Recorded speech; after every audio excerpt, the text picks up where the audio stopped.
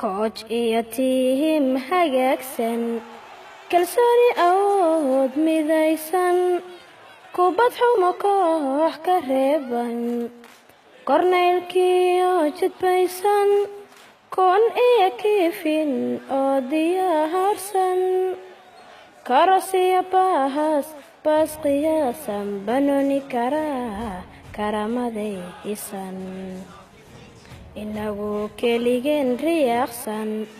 kooxaha kale noo dulaysan kaalabkeenna awoodsan koobtii guushana ku toosan inaanahay koox habaysan koonko